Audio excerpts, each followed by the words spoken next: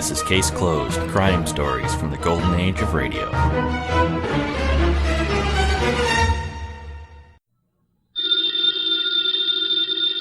Ladies and gentlemen, the ringing of that phone bell means mystery, adventure. Nero Wolfe's office, Archie Goodwin speaking. You want Mr. Wolfe to what? Mr. Wolfe will do nothing of the sort, Archie. Mr. Wolfe is thirsty. Hold on for a moment. The bottle opener's in the left-hand drawer of your desk.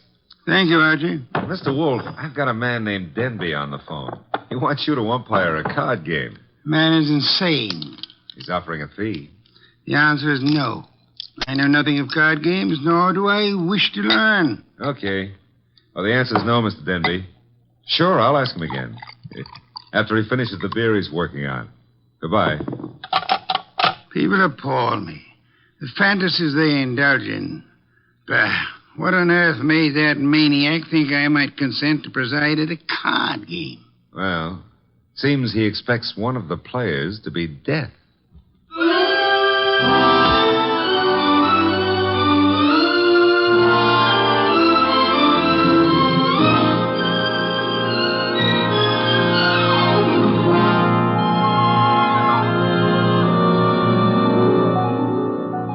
Ladies and gentlemen, it's the bulkiest, balkiest, smartest, and most unpredictable detective in the world. That chair-born genius, Nero Wolfe.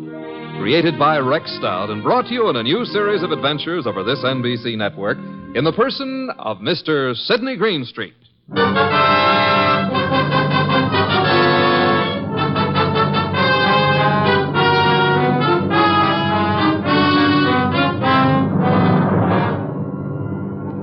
Wolfe would not attend, but the card game went on anyway. At the home of a Mr. Stephen Denby. Jean? Yes? LaCosta? Mr. Piper? Hmm? I think we're ready to begin, eh? I'm ready. Yes, Jean. You always are. How I like that remark, I'll have to decide later on. Yeah, please do. LaCosta? It's all right with me. And Mr. Piper? I brought a deck. No, as host, I shall supply the cards. Before we play, I examine them, yes? Of course. Here you are. Chuck? Yeah, Mr. Denby? You will remain outside the door until called. No one is to enter this room under any circumstances. Got it. LaCosta? The cards look all right. Thank you. Now then, shall we make things absolutely clear? You mean, should you make a speech? I don't mind. But make it short, huh? I shall. The four of us seated at this table are joint owners of the Candy Club, a rather successful institution devoted to the sale of food, liquor, entertainment, And the gambling. and games of chance. For some time now, we have all resented sharing the profits. Some of us have attempted to buy out the others. Denby, you needn't babble on. No one wants to sell. We know that. True, Mr. Piper. Which is the reason for this little game of cards. One hand shall be dealt to each of us, a hand at poker. Whoever wins gets the club. The others retire as gracefully as they can. Agreed? That's why yes, we... agreed. Very well. The cards are shuffled. I'll place them in the center of the table. LaCosta, would you like to... I cut. Good. If nobody minds, I'll cut them, too. After Mr. LaCosta. Nobody minds. Happy now, Mr. Piper? Let's get going, huh? Very well. Unless Jean would care to... Oh, thanks. We're all crooks here, which sort of cancels out any funny business with a card. Very well. We shall all draw a card in turn until 5 cards are drawn by each player. Shall we start, Jean? Sure. LaCosta? Okay.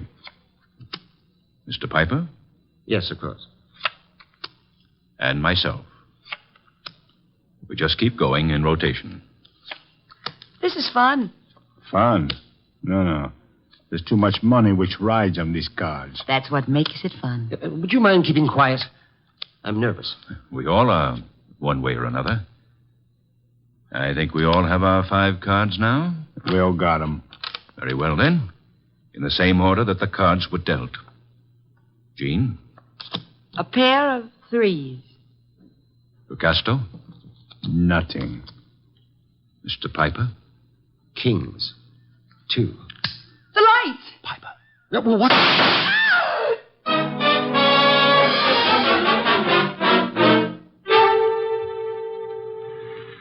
Da-da-da-da-da-da. Da-da-da. Hey. Hey, I don't like to seem stuffy, mister, but will you take your elbow out of my back? I'd be delighted to, Mr. Goodwin, but it's not my elbow. I don't care if it's your tibia maximus. Just take it away. Chuck wouldn't like that. Well, we have company. Mind if I look around? Keep right on walking, pal. That would be Chuck behind me, huh? And you are... My name is Denby.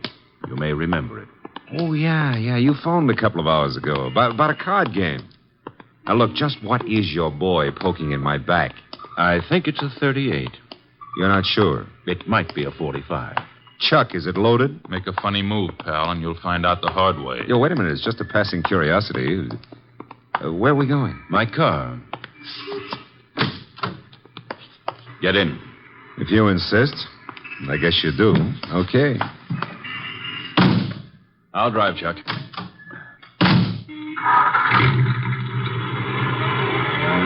The car bulletproof? No, that's hardly necessary. Chuck shoots first. Well, that's a saving, I guess. The only thing is, I hadn't figured on taking a ride. I told Mr. Wolfe I was going for a walk. He disapproved, You're but... going for a ride. Isn't that a little corny? Now, there's a minor difference. Usually the guest, shall we say, is killed at the conclusion of the ride. In this case... Let's not make the difference too minor. Huh? You will survive the ride. It's what comes afterwards that might kill you.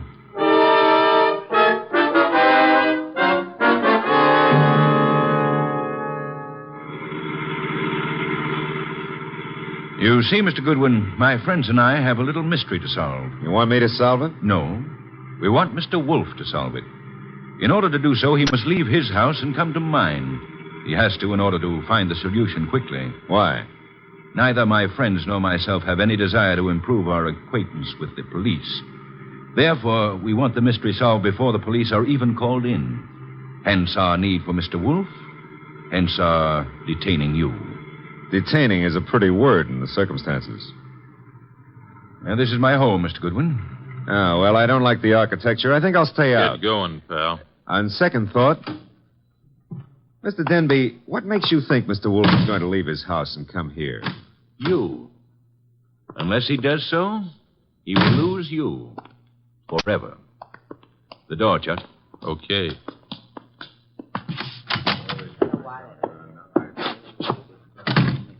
Mr. Goodwin, may I introduce you to my associates in business and in poker? To your right, Mr. Locasto, a charming but impulsive fellow. Hello. He's only the stooge. Where's the fat fellow? In time, Locasto. The lovely lady whose back is to you is Jean. Jean something or other. She's always changing her name. Hello. Hello. And the gentleman facing you is Mr. Piper. How do you do?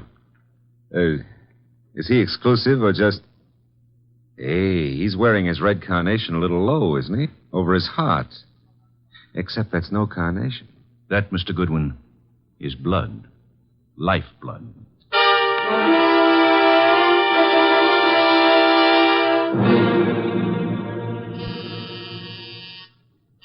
Archie. Oh, Pa, he's always taking walks. Come in. The door's unlocked. Are you... Yeah, you're Wolfe. Having made a magnificent discovery, suppose you remove your hat? Come on. I beg your pardon? Mr. Denby wants to see you. Mr. Danby can see me here. Here ain't where he wants to see you. Here, at the risk of minor monotony, is where he'll have to see me. Don't you want your boy Goodwin to keep on living? No one has ever been able to discourage him. Mr. Denby will. Archie's in custody? No, in Mr. Denby's house under a gun. I don't have to believe that. Take a look at this. A wallet. Archie's wallet. I shall accompany you. And permit me to warn you that if Mr. Goodwin has been harmed, nothing short of murder will satisfy me.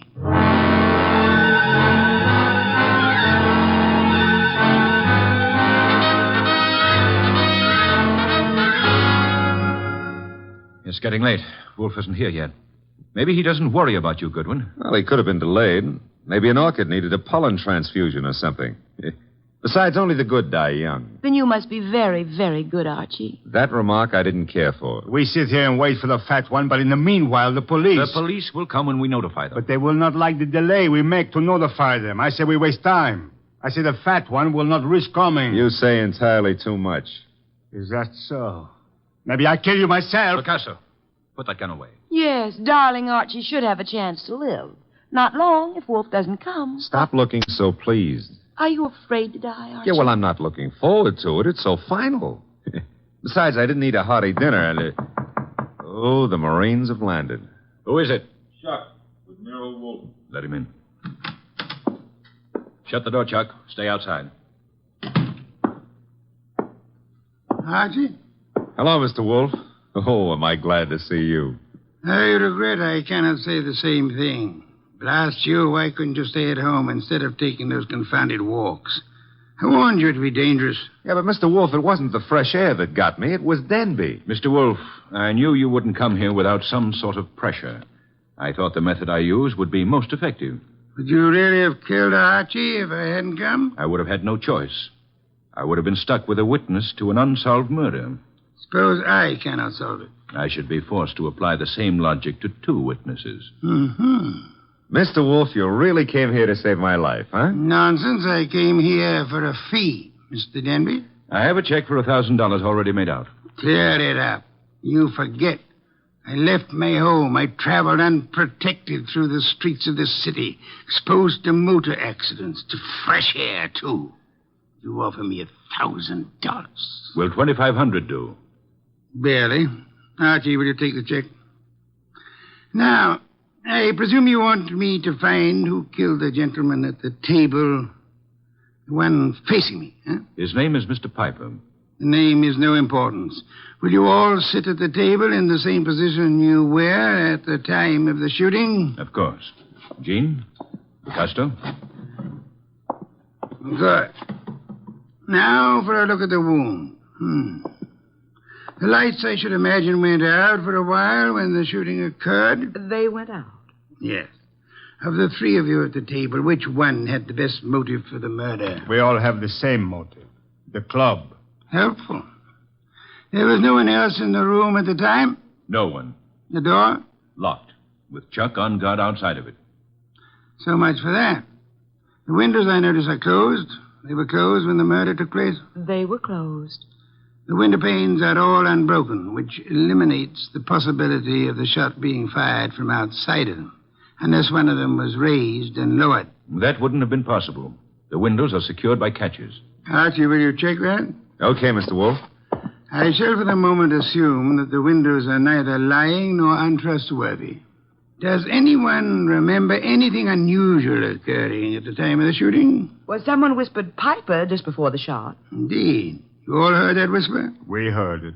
Man's voice or woman? Well, I can't say. A whisper doesn't reveal much of anything. The windows weren't open, Mr. Wolfe. Which leads to... The fact that it had to be one of us in this room.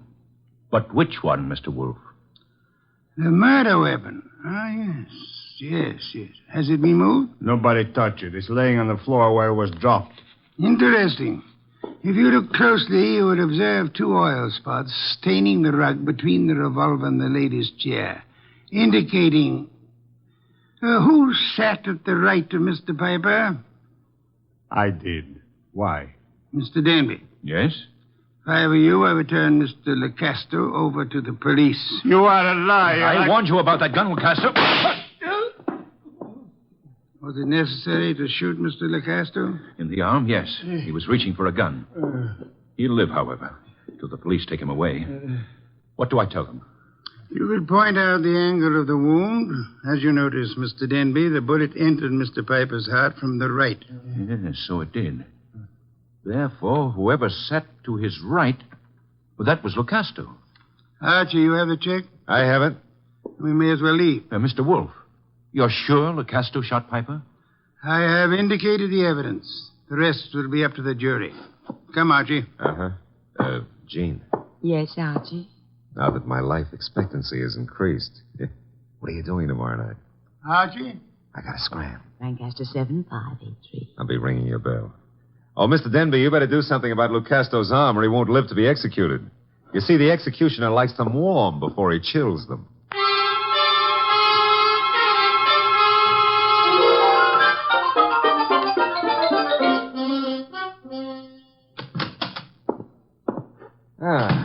The old homestead looks very nice, Mr. Wolfe. Yes, Archie, you should stay in it more often. Yeah, but you never get to meet babes like Jean that way. You never get kidnapped either. Nor would I have had to leave my home in order to rescue you. Yeah, well, you earned a nice fee, fast. Indeed? You seem doubtful about it. I'm positive, Archie. I know. I have not as yet earned my fee. Huh?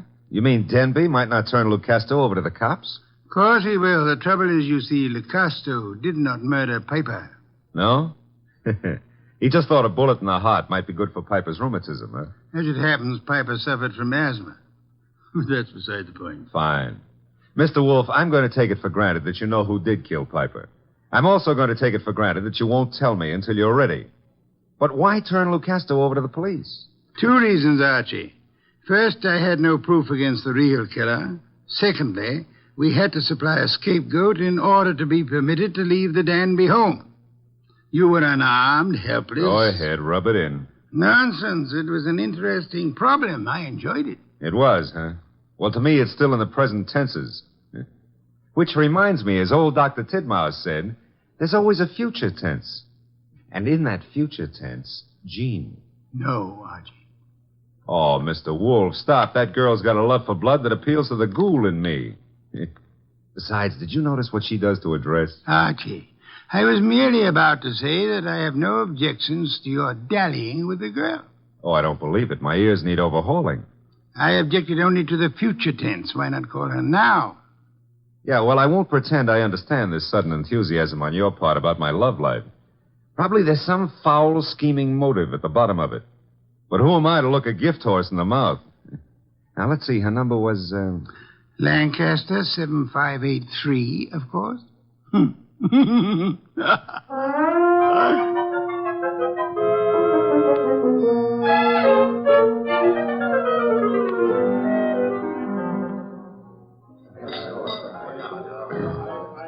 This is the most beautiful bar and grill I've ever seen, Archie. Drank, you mean? What? Never mind. All right. Archie, did anybody tell you you were beautiful, too? Well, a girl here and there has mentioned it. Oh, were they liars? Tell me, Jean, how did you ever get into the gambling den racket? Because I'm a crook? Well, I suspected that, but, I want another drink. You've had enough. I want another drink, and when Jean wants another drink, no gentleman who is a gentleman... Jean, get down. Oh, let me go. I don't want to climb under the table. You'll stay under here until the barrage stops. I guess the war's over. All right, Jean, get up. No, now I'm here. I like it. I'm going to stay here for months and months. Jean, do you realize that somebody just tried to kill you? And I thought you had such a nice, honest face. No, not me. Somebody out in the street. I don't know why, but Mr. Wolfe will. Come on, pull yourself together and let's go see him. The nice fat man? All right, I like him. You do? Why? Because he'd make such a big corpse. Is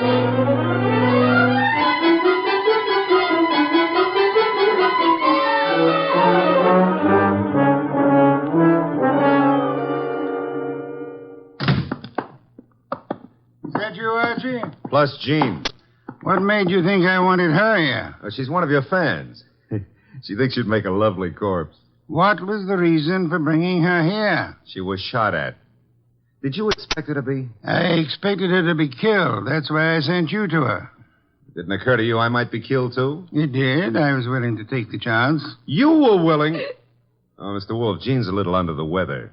Splendid. In vino veritas. Watch your language. I mean, the people in their cups often tell the truth. A proverb of some antiquity. Who shot at you tonight, Jean? Oh, I don't know. I didn't see. Has it occurred to you that you might just as easily have murdered Piper as not? But Lucasto killed Piper. You said so yourself. I lied. Furthermore, why the attack on you if Lucasto was the murderer? Well, I don't know. Did you also not know that Lucasto escaped from jail earlier this evening? You're making that up. Why should I? Mr. Denby turned him over to the police. But Lecoster managed to get away before being jailed. That's not cricket. Incidentally, Mr. Denby will be joining us at any moment. I expected you to bring Jean, Archie. Therefore, with the exception of Mr. Piper, who is resting in the morgue, and Mr. Lecoster, who is at large, we shall have all the participants in the card game. With them, perhaps we can deal a new hand, Archie? Okay. Maybe it's the morgue to tell us Piper escaped. Oh, wrong again. Come in, Mr. Denby. Mr. Wolfe, I'm upset. I heard over the radio about Lucasto's escape. He'll try to kill us all. Why? Well, because we can testify that he murdered Piper. Truly. I beg your pardon? Lucasto did not kill Piper. But you said that he did. The only evidence against Lucasto was the angle of the entrance of the bullet that lodged in his heart. May I remind you of the whisper you all heard in the darkness preceding Piper's death? The whisper that said Piper? Precisely. We must assume, then, that Piper turned his body in the direction of the whisper. Therefore, the angle of the wound would be wrong for Lucasto, but the correct one for... Whoever sat opposite Piper. I sat opposite him. But that doesn't mean I killed him. Wait, you must have. Once he turned, the bullet must have come from opposite him. Only possible way. That means you, Jean. No. No, it's a frame. May I interrupt for a moment? Mr. Denby, if our present analysis is correct, it must have been you who whispered to Piper. Did you? I hadn't thought about it before, but... Denby, you're lying. No, he's not lying. Continue, Mr. Denby. Well, when the lights went out, I wanted to tell Piper something. He turned to me, and that's when he was shot. Archie, you've taken all this down. In my prettiest shorthand, Mr. Wolfe. Good. I don't know why you're doing this, Denby. Maybe you think if I take the rap, you'll get the club. But remember, Lucasto's still free. He's gunning for all of us. But it'll be you. Especially you he'll want. Maybe you can talk a jury into sending me up for something I didn't do, but you won't live to gloat about it. Oh, shut up, Jean. You killed Piper and... Who's that? This is, of course, the murderer of Mr. Piper. No comments? Archie, the door, if you please. But you said I was the one who... What kind of idiocy is this? Archie, I said the door. Okay, but shall I ask him in or sock him? You will act as the situation demands. Yes, sir. But for once, I'd like to know what the situation is. Raise him, Goodwin, and keep him that way. Now back up into the living room. I don't back up good. My gears... You want it here? Never mind. I'll strip a gear. Archie, what are you doing? Just what the situation demands, backing up. In case your knowledge of armaments has failed you, our little friend Chuck here is pointing a .38 revolver at me. Won't save him from the chair. Maybe not. But it could give me quite a pain in the stomach. Chuck, what do you think you're doing? You double-crossing louse. Gentlemen, if you So please. you thought you'd run to the fat dick and pin it all on me, huh, Denby? You don't know what you're talking about. We haven't even mentioned you. You sure of that, huh? Then why did Wolf phone me and tell me you were about to sing? Wolf phoned you? Yeah. Said you were getting ready to feed me to the electrician up the river. Oh, he was making a stab in the dark, Chuck, trying to start something. That's so, Wolf? Archie, will you read Chuck your notes about Mr. Denby's statement regarding the whisper? Well, that doesn't mean... It could be misunderstood. Read me the notes, Goodwin. Here it is. I quote. When the lights went out, I wanted to tell Piper something. He turned to me That's and... all I need to hear. Chuck. You were selling me out after hiring me to knock off Piper. You dumb gunman. Now you've given Wolf what he wants, a confession. I was trying to pin it on Jean. That's what you say now. It's kind of late, though. Too late for you. No. Goodbye, Mr. Denby. Nice shooting, Chuck. Stay put, Goodwin. The rest of you, I'm leaving. Police wouldn't approve. But let me have your gun. Huh? Wise guy. You know something? I've been thinking. Can you think? If I was to knock off you and Goodwin, me and Jean could split the club between us and nobody'd ever know who killed Piper. Very whimsical, Chuck, but if you don't mind... Archie, don't be an idiot. Well, if I have to get shot, I prefer it to happen when I'm moving forward. Archie. Okay, come and get it, Goodwin. March right up nice and easy and take it. I'm coming. Would somebody mind telling me why I don't fall down? Fool. I've been shot. Well, that's not the way to talk to a man who's just been... Hey, Chuck is lying down. Is he dead? Well, there's been a mistake. I didn't shoot him. He shot me. Archie, stop blabbering. Neither of you shot the other. As a matter of fact... I shot the Chuck. Lucasto. Lucasto, Archie? Well, I thought he escaped. No, I'm not crazy. I do not escape. The fat one, he phones the police to tell them how I'm innocent. Yes, I had the police announce the escape, however, for reasons of, shall I say, strategy? Well, on account of there are no bullet holes in me, you can say whatever you like, Mr. Wolfe. Thank you, Archie. That announcement helped heighten the tension our murderers were under. And then they explode. The fat one, he says to me, "Look, Astor, wait in the next room. Watch careful. Maybe there's trouble." I watch. And now? Now there's no more trouble.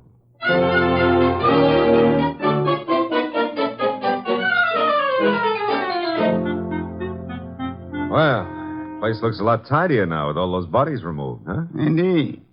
Archie, I'll get you the bottle of beer. But first, make with an explanation. The case was crystal clear, Archie. Maybe, but I'm no crystal gazer. Sure, I know. Denby had things arranged in advance with Chuck in case anybody held a better hand than his own. Piper did. So Denby whispered to Piper after kicking the light switch and set him up for a shot by Chuck from the doorway. The angle would provide evidence against Lucasto. True. However, we had only Denby's word for it and Chuck's that the door was locked. All right. We know, but you knew before Denby and Chuck blew up. How? The oil spots on the rug, Archie? Well, they only showed the gun had bounced when the murderer threw it away. Spattered oil, very well-kept gun. They showed more than that. Where were those spots in relation to the gun? Think back, Archie. Spots in relation... Oh, sure. They were between the gun and the door. Therefore, the gun must have been thrown from the door. Bounced twice, staining the rug before reaching its final destination. Ah, I get it now. That told you who'd fired the gun.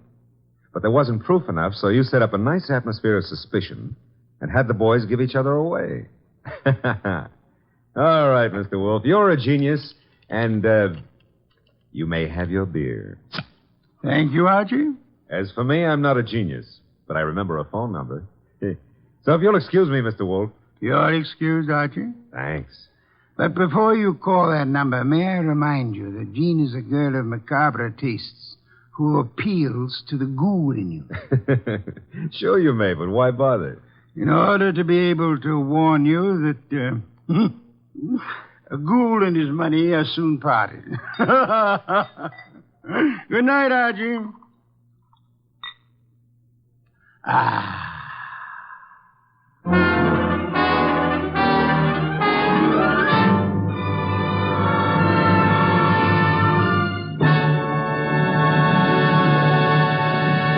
You have been listening to The New Adventures of Nero Wolfe, starring Sidney Greenstreet.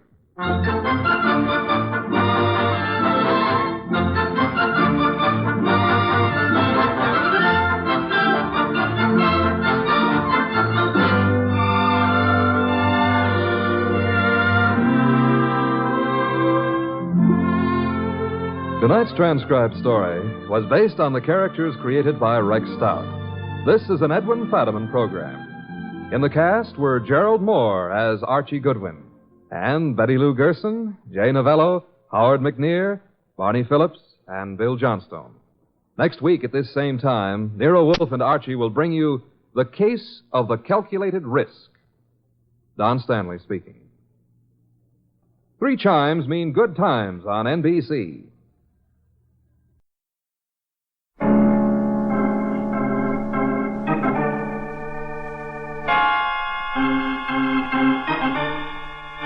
My name's Regan. I work for Anthony J. Lyon Detective Bureau. They call me the Lion's Eye.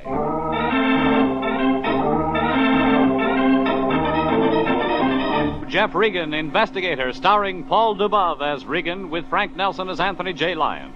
So stand by for mystery and suspense and adventure in tonight's story titled A Cure for Insomnia.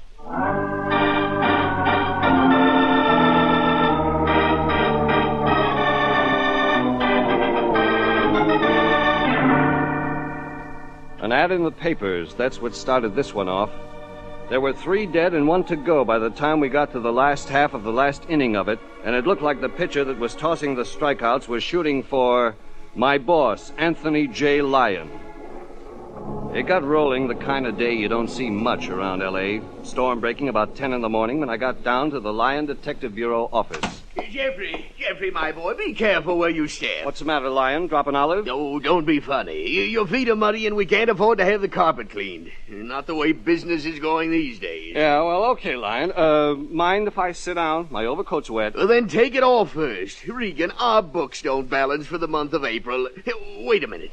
Leave your coat on and don't sit down. So we got a new client. Yes, Jeffrey. I was sitting here at my desk 20 minutes ago trying to balance our books. And the phone rang and it was a new client. Exactly, Jeffrey. Who? A man named Paulson. He lives in Hollywood in the hills above Hollywood and Vine on Chapman Boulevard. 7707 and a half. And you better get out there right away. Somebody's life in danger, maybe? Life in danger? Oh, no. The victim's already dead. Mrs. Paulson. Paulson's wife. Murdered, Paulson says. He wants us to prove it. Paulson wants us to prove his wife was murdered? Yes. You see, Mrs. Paulson died 7 or 8 days ago. The police say she committed suicide. But Mr. Paulson would be so much happier if it would turn out that she were murdered, Jeffrey. Nice fella. Isn't he, my boy? He wants to pay us $100. Not what I meant. Well, look, Lion, if Mrs. Paulson died 7 or 8 days ago, what's so urgent about my getting out there this morning? The $100, Jeffrey. Oh, I get it. As I explained to you, my boy, try as I might, scheme as I would, our April books refuse to balance. Now, I've been thinking that perhaps one little fee carried backwards from the first week of May might... Okay, Fatso, set your calendar back to standard time. I'll go out and talk to Paulson.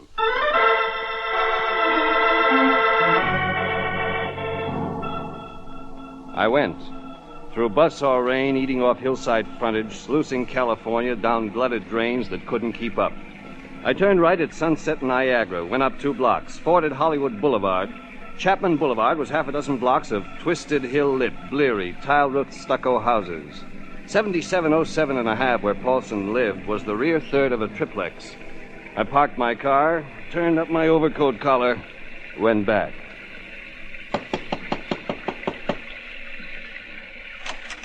Mr. Regan. That's right. Oh, come in. I'm Paulson. Come in. Oh.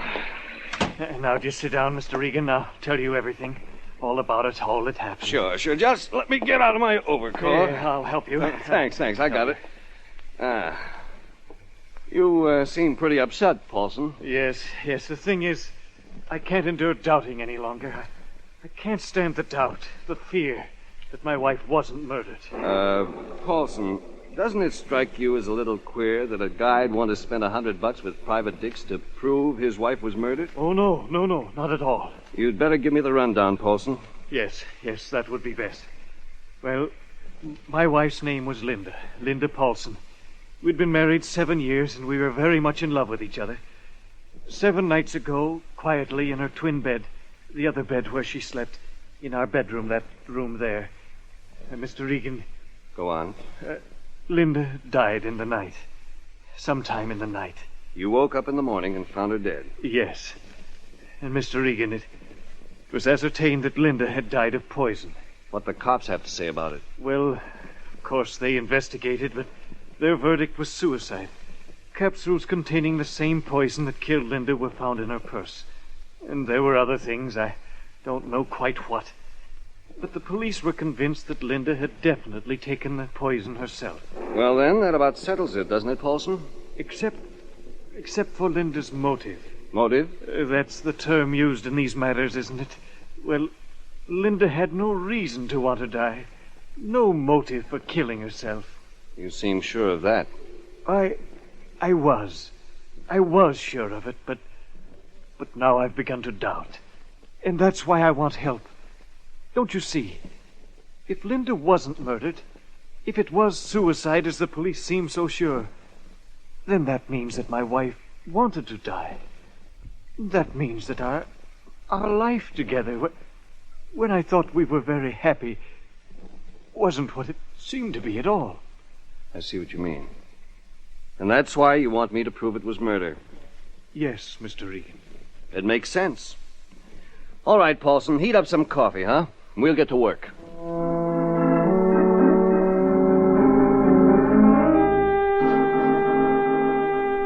Paulson brewed coffee. Like I'd hoped, it steadied him down. He gave me what he could. It wasn't much. He and his wife were ordinary middle-bracket people. No love triangles, Paulson said. Mrs. Paulson hadn't had any money of her own. Her life hadn't been insured. Paulson said she'd been perfectly normal, no depression, nothing queer, right up to her death. I took down the names and addresses of some of the friends and relatives, told Paulson I wanted to check around. Then I went downtown to Homicide, dropped in on Lieutenant Sanducci. All right, Regan. What can I do for you? It's about a woman named Linda Paulson, Sanducci. Sure. The woman that killed herself a week or so ago. Look, Sanducci, the husband's retained me to prove she didn't kill herself. He thinks she was murdered. Thanks, Regan. Listen, have you seen the house where it happened? Came from there just now. Then, narrow bottleneck passage back to it between two front houses. Yeah? The night it happened, it was hot. The neighbors had their chairs out at the head of the passage. Nobody could get in or out without being seen. Maybe Paulson killed her himself. Thought of that? We're not amateurs here at the department, Regan. Paulson was out at a meeting. Mrs. Paulson went to bed at 10:30. Neighbors saw the lights go out in the house. Neighbors see Paulson come home? At 25 after 11. Went to bed in the dark. His wife was a poor sleeper. He didn't want to disturb her. We haven't told him this, Regan, but she was dead then. You got the time of the death from the reaction of the poison. Plus the state of the cadaver. Now, figuring the two together, she took the poison when she went to bed at 10:30, died 10 minutes later. And there's a clincher, Regan. Go on. The pill box Mrs. Paulson kept in her purse, kind of unusual. It had a key that she kept on a chain around her neck. That's where it was when you saw the body. Yes. And the pillbox in the purse was locked. That's right, Regan. No tampering with the lock. Mrs. Paulson's fingerprints on the box and nobody else's. And we know she was alone in the house when she took the poison. Now, look, Regan, you talked to her husband. He told you she had no motive to kill herself, same as she told us. That's right. Well, did he give you the full rundown, Regan? About how they had no enemies, the woman had no money, no insurance? Nice, decent, ordinary people, Regan. Not the kind to be mixed up in crime or rackets. He gave me that. Well, Regan, maybe it suggested something to you? Sure, Sanducci. Sure it did. If Paulson's story checks, there won't be any motive for Mrs. Paulson's having killed herself. And there won't be motive for anybody else having killed her either. That's right, Regan. Oh, and Regan, Paulson's story checks.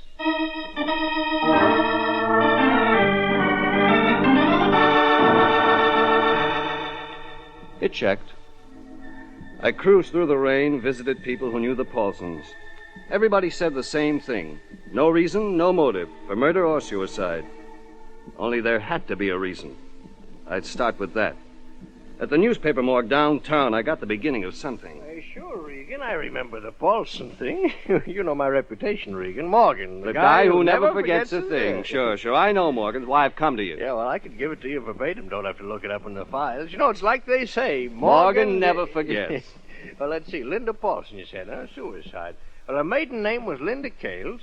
Say, wait a minute. Got something? Maybe. Just let me check a minute, huh? The Oregon papers. We keep them, too. We keep papers from every place. Yep. Portland, Oregonian. Yeah, it was Portland, all right. The Oregonian. March 18th. And the 6th page, and I think it was the 5th column. No. Here it is, 6th page, 4th column. Well, I slipped up, Regan. Anyway, here it is, Cales. Let's see that. Yeah, sure, look. Yeah. Cales. Yeah, brother, Regan. Yeah. He died suddenly in bed March 17th, survived by 3 sisters, all residing in Los Angeles, California. Yeah, and here it is, Regan. Thing I remembered. One of those sisters. Yeah. Linda Cales Paulson. I phoned the Lion.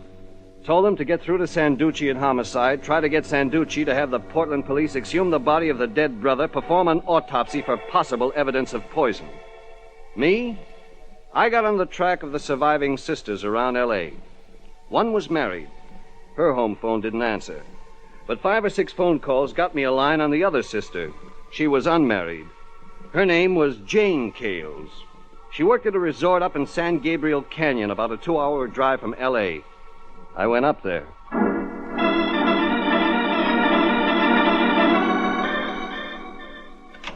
Oh, boy. Looks like you don't like our snow up here, mister. You're right, I don't. Sometimes we get it this late in the year. We're 5,000 feet up. We'll sit down to the counter and have something hot. Okay, coffee. I'm the cashier, but while the counter girl's on a rest You're the hour- cashier, huh? Yeah, that's right. I'm looking for you. You're Jane Cales. Yeah. Yeah, well, so what? Here's your coffee. My name's Regan. I'm a private detective. Thanks. Well, what do you want with me? I ain't done nothing. I mind my own business. Hey, take it easy. Well, I'm edgy. I don't get my sleep. Haven't ever slept good. It runs in the family. But now that my sister Linda's gone and poisoned herself... Why I'm here. Her husband doesn't think she did poison herself. What do you think? I'll tell you what I think. I think it's a sin. I've been lying awake nights. Lying awake asking myself, how could Linda have done a thing like that? Maybe your sister was murdered. Have you thought of that? What? Linda? Maybe your brother up in Oregon, too. Oh, that's impossible. There wouldn't be any reason. There wouldn't be any reason. Money someplace in the family, maybe, Jane? Oh, no. No, we don't have any money. Not for 20 years. 20 years? Well, Dad had money before the crash, but he lost it. Got cleaned out in 29. He died 4 years later. Okay, Jane. And there's just you and your married sister down in L.A. left in the family now. Yes, Caroline. That's my other sister. Caroline Cales Martz. She married Charlie Martz 11 years ago. Yeah, Mr. Regan. Caroline and I are the only ones left.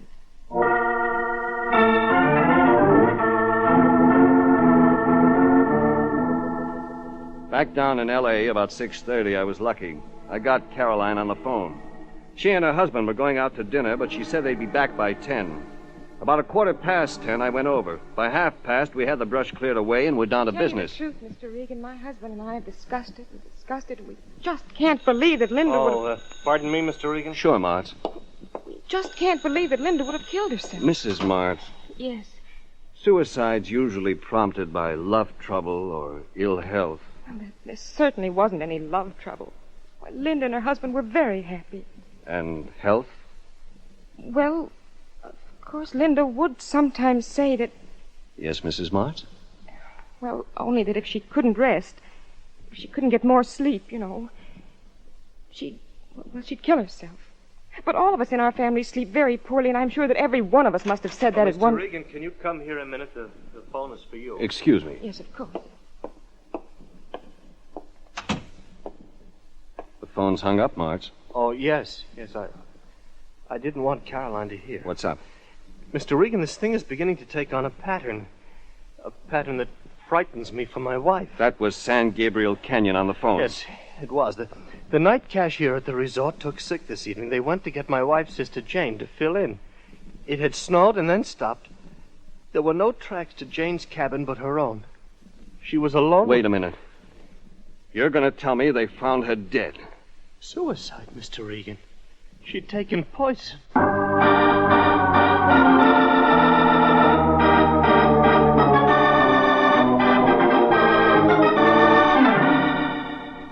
The way this case went, it looked like the Cales clan had developed quite a taste for poison. Linda Cales Paulson died of it. Then there was a brother dead up in Oregon. My money had it they'd find he died of poison, too, if they dug him up and took a look. And then there was a third Cales, Jane, dead, too. San Gabriel Canyon. Poison. I told Charlie Martz to keep a close eye on the last Cales left alive, his wife. Then I headed for San Gabriel Canyon. Snowplow was working on the road the last mile up. Had to wait a while, so I phoned the Lion in L.A. At home, it was midnight. Anthony J. Lyon's butler speaking. May I take a message for Mr. Lyon? He's out. You don't tell me, Fatso. Jeffrey, now why are you calling at this hour? Why are you out? Hiding from somebody?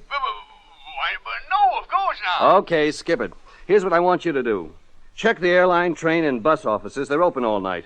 Find out if any of the Cales family or in-laws had a reservation up to Portland, Oregon, any time just before the brother died up there. You're very well, Jeffrey. Phone me if you get anything. I'll be at Clemens Mountain Resort, San Gabriel Canyon. Maybe an hour or two. Get going and good luck.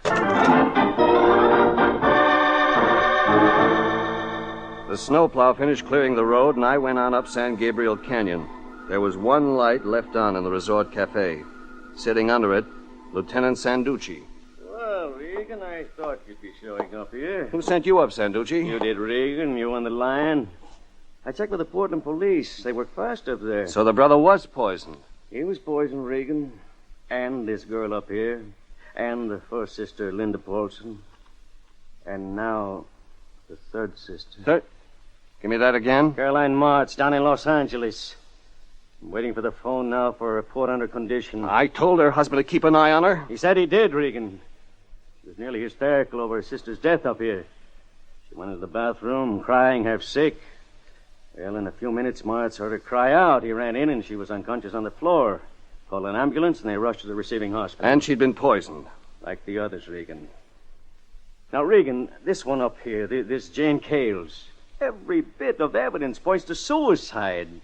There was fresh snow. Only her tracks led to the cabin. 2 or 3 extra poison capsules in her medicine chest. Jane Cales didn't commit suicide. You know that, Regan? I talked to her this afternoon. She hated suicide. Couldn't understand how anybody could do such a thing. But if it's murder, Regan, why? What motive? Yeah, sure. And how? How does the killer pull it off? Oh, that'll be the hospital report on Mrs. Caroline Martz's condition. Excuse me a second. Sure. Hello, Sanducci. Huh? Oh, just a minute. No, it's for you, Regan. Must be the Lion. Maybe he's got something for us. I had him working on a lead. Hello, Lion. This is Regan. No, this is Morgan. You know, Morgan who never forgets a thing at the newspaper morgue. Oh, hi, Morgan. Yeah, I phoned Anthony Lyon. He told me how to reach you. Yeah, what's on your mind? I forgot something, Regan. You did, Morgan? Yeah, something in the San Fernando Valley Times on March 7th on Cales. Go on, Morgan. You see, we don't file the Valley Times, but I remember it verbatim. You see, it's like they say. Yeah, Morgan never forgets a thing. What was it in the Valley Times about Cales? Well, it was an ad, Regan, in the lower left-hand corner in the 7th page, 2 columns wide. I'd say about 3 column inches, a 3-line bold-face head with a wide margin, and the last line of type didn't print quite clear. Okay, Morgan, what did it say? Well, Bank of United States, North Hollywood, California, and then there was some stuff about the bank. What did it say? Oh, you know, capitalization when it was founded. You want that? You can skip that part. What did it say about Cales? Bertram Cales? Yeah. Oh, well, Bertram Cales has $73,000 in the Bank of United States in North Hollywood. But there's been no activity in the account for 20 years. So Yeah? if Cales is some relation don't show up to claim the dough, why, the bank is going to turn it over to the treasurer of the state of California. The regular legal process, you know. The ad is the formal notification. Thanks a lot, Morgan. You've just given me the motive for 3 murders.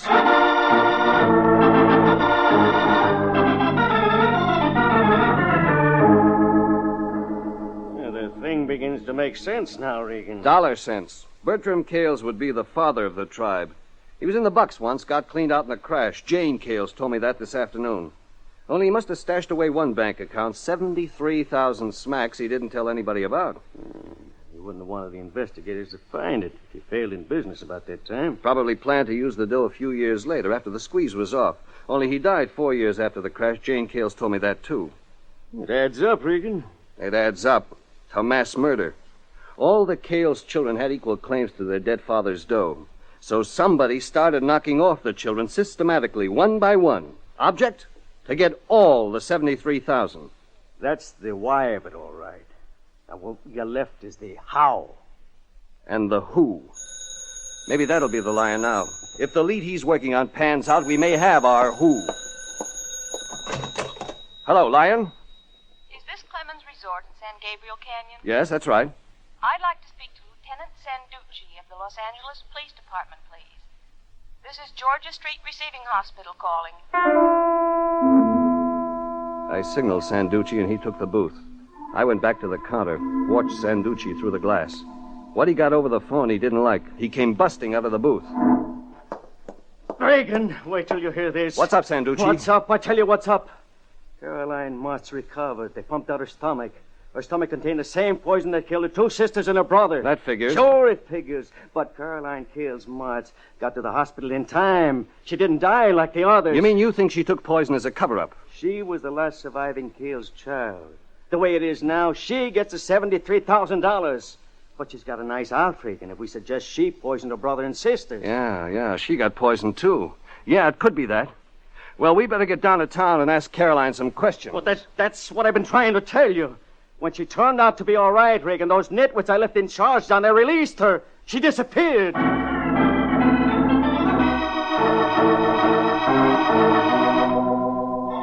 Sanducci and I drove back to L.A. He used the siren on his police car, and I stuck right behind in his windstream. We got back down to town after 4 a.m. Nobody home at the Martz house.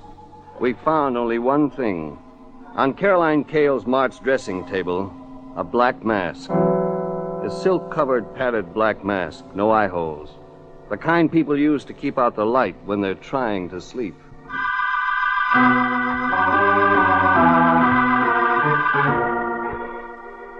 About 6 in the morning, I left Sanducci, pulled into a drive-in for Coffee Ann. Rain had stopped. I kept thinking of that black mask on Caroline Cale's Martz dressing table. Sleeping mask. And something that had run through the whole case like a thread of music. Caroline had said it. Jane Cales had said it. It had been said of Linda, the first sister to die. We don't sleep well. It runs in the family. We don't sleep well. At 7, I phoned the Lion. No answer. So I began checking the airline, railway, and bus offices myself. The 4th time around, I got the brass ring. Paulson had bought Transportation Oregon a week before the brother's death in Portland. I wanted to talk to him bad. But Mr. Regan, I'm afraid I'm hardly awake. Just sit and listen, Paulson. What I've got to say will wake you up. I think I can guess how the members of your wife's family were poisoned. You can, Mr. Regan? There's plenty of evidence they took the poison themselves. Yes. And they weren't trying to commit suicide when they did it. I hope that's true in the case of my wife. It is. Because there's a way it makes sense. Murder sense. The victims took poison thinking they were taking something else. Your wife made quite a career of pill-taking, didn't she, Paulson? Well, yes. Just her nerves, of course. Maybe overstrained by lack of sleep? The Cales family insomnia? Yes, that was it, Mr. Regan. She had a pillbox with a lock, kept the key to it on a chain around her neck. Somebody close to her might have been able to get hold of that key, unlock the pillbox, substitute poison pills for the pills already in the box. I see. That must be how it happened, and with Jane and with Caroline. And your brother-in-law up in Portland, Oregon. He was poisoned, too? That's right. Paulson, you made a trip up to Oregon just before he died. That's right, with my wife. A sort of second honeymoon, Mr. Regan. Paulson, maybe you can guess what I'm thinking. Mr. Regan, you don't mean you think that You were here at the time of the poisonings. Yes, that's true. And you were there in Portland. Oh, no, I didn't go to Portland. What? I didn't go. Well, I meant to go. You went to Oregon? Yes, Linda and I. Crater Lake, the Oregon Caves, and then we were going to Portland. The whole family was to meet there for my brother-in-law's 50th birthday. Well, at the Oregon Caves, I had bad news for my business, and I had to come back here. Then who was at Portland, Paulson? Well, the rest of the family. Including Caroline and Charlie Martz? Yes, of course. Answer it, Paulson. Yes, all right. Caroline. I had to come. Something awful happened. Hello, Mrs. Martz. Mr. Regan, I had no idea you'd be here, but I guess it's just as well. Mr. Regan, do you know the terrible thing that's happened? That your husband gave you poison? Then you do know. In your sleeping pills, I'd guess. Charlie began saying he couldn't sleep. Faked insomnia, then asked to borrow your sleeping pills. Filled the capsules with poison, then returned them. He knew you'd take them. We all of us, the whole family suffers from insomnia. All the Cales family. We depend on sleeping pills. As your husband knew. Yes. But why? Why did my husband want to kill me? He didn't, Caroline. He knew he'd get you to the hospital in time. He just wanted to make things look right. So there wouldn't be a lot of questions asked when you got $73,000, half of which would be your husband's under California community property law.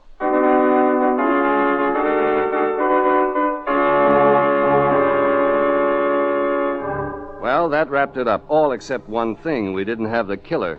I phoned Sanducci, and he got the boys on it. An hour went by, 2 hours, 3 hours. No trace of medium-sized, graying, dapper Charlie Martz. That wasn't all. I kept phoning the office, the Lion's house. There was no trace of the Lion. About noon, I began rechecking the air, bus, and rail terminals. Thank you for waiting, sir. May I help you now? I'm checking on train reservations to the north, Oregon, for the first couple of weeks of March. I'm a private detective. Next, you'll be saying you want to know about the reservation to Portland, Oregon, obtained in March by Charles Martz. Are you psychic? Hardly. But there was another private detective here this morning asking the same question. A fat man. Smell the stale cigars. That's what I want. That's what I'm looking for. That hardly makes you special. I noticed that someone was following the fat man. Gimme? A medium-sized, graying, dapper man. Martz. Martz!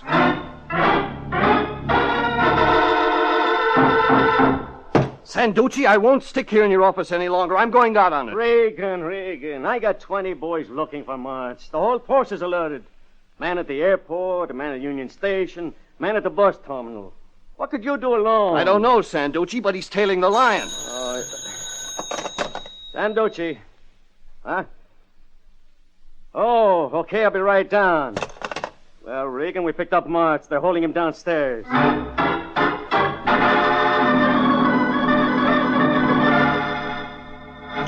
Well, Sanducci, well? Martz won't talk. Sanducci, you gotta make him talk. Look, I've been in a cell with him, Regan.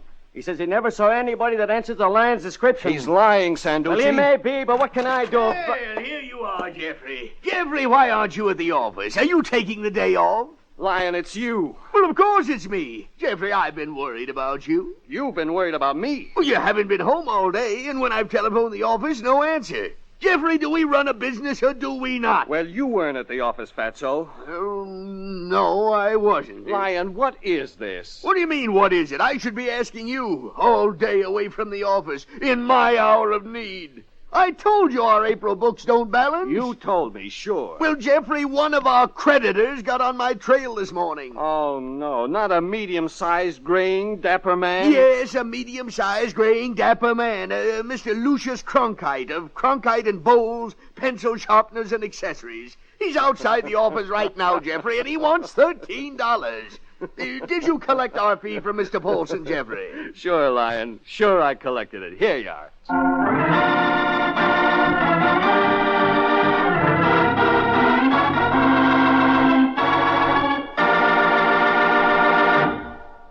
Jeff Regan, Investigator, is written by William Fifield, produced and directed by Sterling Tracy, and stars Paul Dubov as Regan with Frank Nelson as Anthony J. Lyon. Original music is by Dick Arant. Jeff Regan, Investigator, is heard each week at the same time over CBS. Bob Stevenson speaking and inviting you to be with us again for more suspense and mystery and adventure with Jeff Regan, Investigator.